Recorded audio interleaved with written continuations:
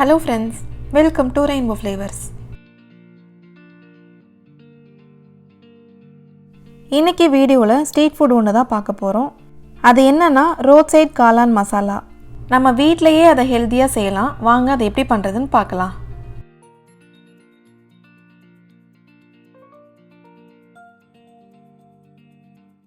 இதுக்கு நான் ஒரு பாக்கெட் மஷ்ரூம் எடுத்துர்க்கேன். இதோட weight பாத்தீங்கன்னா 225 கிராம். இத நல்லா க்ளீன் பண்ணிட்டு வாஷ் பண்ணி எடுத்துக்கோங்க. அத குட்டி குட்டி பீசஸா இந்த மாதிரி கட் பண்ணி எடுத்துக்கலாம். கட் பண்ணி வச்ச மஷ்ரூம் எல்லாத்தையும் நம்ம ஒரு மிக்சிங் பவுலுக்கு மாத்திக்கலாம். கட் பண்ணதுக்கு அப்புறம் இதோட மெஷர்மென்ட் பாத்தீங்கன்னா இதுல 1 கப் ஃபுல்லா வருது. அடுத்து இது கூட நம்ம முட்டைக்கோஸையும் சேர்த்துக்கலாம். கடையில எல்லாம் முட்டைக்கோஸ் சேர்த்து தான் செய்வாங்க. சொல்லப்போனா மஷ்ரூமை விட முட்டைக்கோஸ் தான் அதிகமாகவும் இருக்கும். ஒரு சில கடையில மட்டும் தான் வெறும் மஷ்ரூம் மட்டும் வச்சு செய்வாங்க. இன்னைக்கு நம்ம ரோட் சைட் கடையிலலாம் பண்ற மாதிரி செய்யறதுனால அதை ஈக்குவல் ரேஷியோல எடுத்துக்கலாம். இப்போ நான் 1 கப் மஷ்ரூம்க்கு 1 கப் முட்டைக்கோஸ் எடுத்துர்க்கேன். முட்டைக்கோஸையும் நல்லா இந்த மாதிரி சின்ன சின்னதா கட் பண்ணி எடுத்துக்கோங்க. இது கூடவே மைதா மாவு 3/4 கப் சேர்த்துக்கலாம். Cornflour 1/4 cup. இது ஒரு 4-5 டேபிள் ஸ்பூன் கிட்ட வரும். அரிசி மாவு 2 டேபிள் ஸ்பூன். காஷ்மீரி மிளகாய் தூள் 1 டேபிள் ஸ்பூன். 1/4 டீஸ்பூன் மஞ்சள் தூள். 1/2 டேபிள் ஸ்பூன் சிக்கன் மசாலா. இதுக்கு பதிலாக நீங்கள் மட்டன் மசாலா இருந்தாலும் எடுத்துக்கலாம். 1/2 table spoon garam masala. 1 table spoon இஞ்சி பூண்டு விழுது. தேவையான அளவு உப்பு. இப்போ இது எல்லாத்தையும் நம்ம தண்ணி சேர்க்காம மிக்ஸ் பண்ணிக்கலாம். மஷ்ரூம் முட்டைக்கோஸ்லேயே ஈரப்பதம் அதிகமாகவே இருக்கும். அதனால் தண்ணி சேர்க்காம ஃபஸ்ட்டு மிக்ஸ் பண்ணிக்கலாம். மிக்ஸ் பண்ணி விட்டதுக்கப்புறம் வேணும்னா லைட்டாக தண்ணி தெளித்து விட்டுக்கலாம்.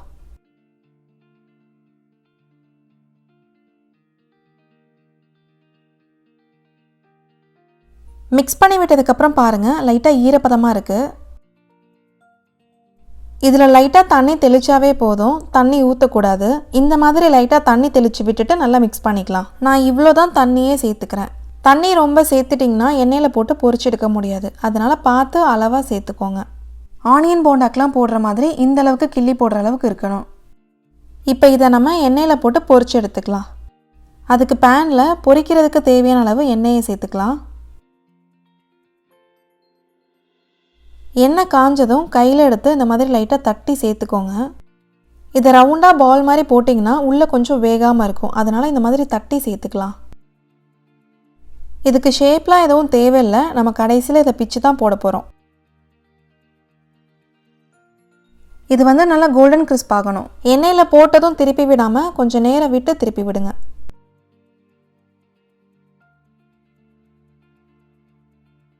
இப்போ இது எல்லாத்தையும் நம்ம திருப்பி விட்டுக்கலாம். எல்லாத்தையும் திருப்பி விட்டாச்சு. இப்போ இந்த சைடும் நல்லா வெந்து வரட்டும். எல்லா பக்கமும் நல்லா வெந்துருச்சு. இப்போ இதை நம்ம எடுத்து வச்சிடலாம்.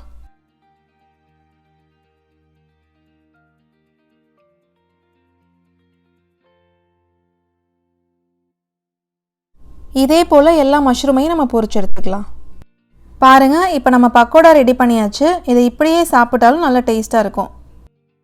இப்போ இந்த பக்கோடாவை குட்டி குட்டி பீசஸாக பிச்சு போட்டு வச்சுக்கலாம். இந்த மாதிரி குட்டி குட்டியாக பிச்சு போட்டு எல்லாத்தையும் ரெடி பண்ணி வச்சுக்கலாம்.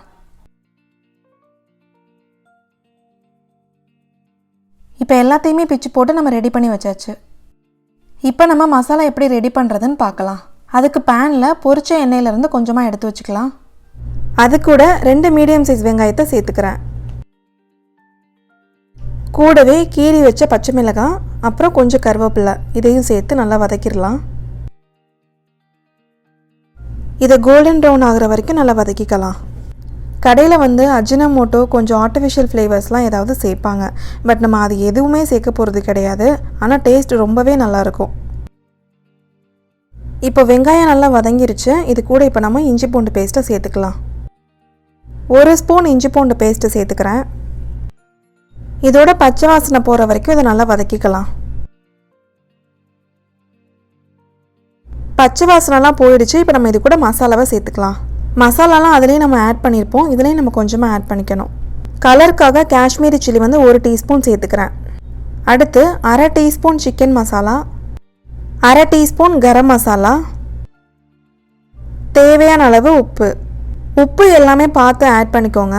ஏன்னா நம்ம பொரிக்கும் போதே அதிலேயே ஆட் பண்ணியிருக்கோம். இதெல்லாம் சேர்த்துட்டு நல்லா வதக்கிடலாம். இதை 1 நிமிஷத்துக்கு எண்ணெயிலே நல்லா வதக்கிடலாம். அப்போ தான் இதோட மசாலா ஸ்மெல் போகும். மசாலாவையும் சேர்த்து நல்லா வதக்கியாச்சு. அடுத்து இது கூட நான் 2 கிளாஸ் அளவுக்கு தண்ணி சேர்த்துக்கிறேன்.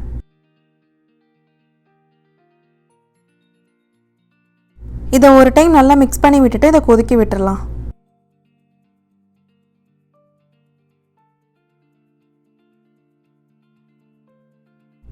தண்ணி நல்லா கொதிச்சிருச்சு.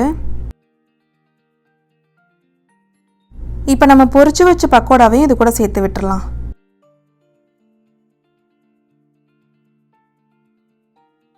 சேர்த்துட்டு நல்லா மிக்ஸ் பண்ணிக்கலாம்.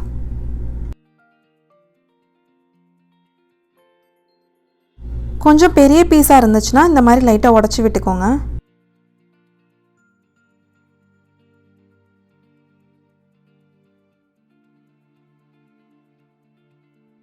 இப்போ இது கூட 1 டீஸ்பூன் சோயா சாஸ் சேர்த்துக்கிறேன். அடுத்து 2 டேபிள் ஸ்பூன் டொமேட்டோ சாஸ். இது சேர்த்தா தான் உங்களுக்கு கடையில் கிடைக்கிற மாதிரியே காளான் மசாலா கிடைக்கும். சப்போஸ் உங்ககிட்ட டொமேட்டோ சாஸ் இல்லை அப்படின்னா 2 பெரிய சைஸ் தக்காளியை மிக்ஸி ஜாரில் சேர்த்துட்டு நல்லா பியூரி பண்ணி எடுத்துக்கோங்க. இதை இந்த வெங்காயம் வதங்கும் போது நம்ம அரைச்சி வச்ச தக்காளியையும் சேர்த்து நல்லா பச்சை வாசனை போகிற வரைக்கும் வதக்கிட்டு தண்ணி சேர்த்து கொதிக்க விட்டுக்கோங்க. இப்படி பண்ணாலும் டேஸ்ட் நல்லா தான் வரும். ஓரளவு தண்ணியெல்லாம் நல்லா வத்திருச்சு. இது ஒரு 5-6 நிமிஷம் குக் ஆகியிருக்கும். இப்போ இது கூட 1 டேபிள் ஸ்பூன் நம்ம கார்ன்ஃப்ளவர் சேர்த்துக்கலாம். கூடவே 1 கிளாஸ் அளவுக்கு தண்ணி சேர்த்துட்டு இதை நல்லா கட்டி இல்லாமல் மிக்ஸ் பண்ணி விட்டுக்கோங்க. மிக்ஸ் பண்ணி வச்ச கார்ன்ஃப்ளவர் தண்ணியை நம்ம இதோட சேர்த்துக்கலாம். இந்த கார்ன்ஃப்ளவர் சேர்க்கும் போது தான் இந்த கன்சிஸ்டன்சி கரெக்டாக கிடைக்கும்.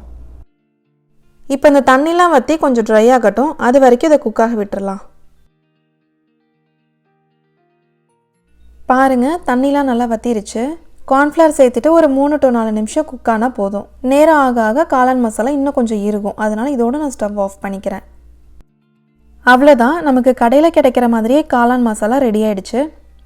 கடையில் கொஞ்சமாக வெங்காயம், கேரட், கொத்தமல்லி தழை, அப்புறம் கார்ன்ஃப்ளேக்ஸ் இதெல்லாம் சேர்த்து கொடுப்பாங்க. நம்மளும் மேலே கொஞ்சமாக சேர்த்துக்கலாம். இப்போ டேஸ்டியான ரோட்டு கடை காளான் மசாலா ரெடி ஆகிடுச்சு. இதை நீங்களும் கண்டிப்பாக ட்ரை பண்ணி பாருங்கள். உங்களுக்கு இந்த வீடியோ பிடிச்சிருந்தா மறக்காமல் சேனலையும் சப்ஸ்கிரைப் பண்ணுங்கள். தேங்க்யூ.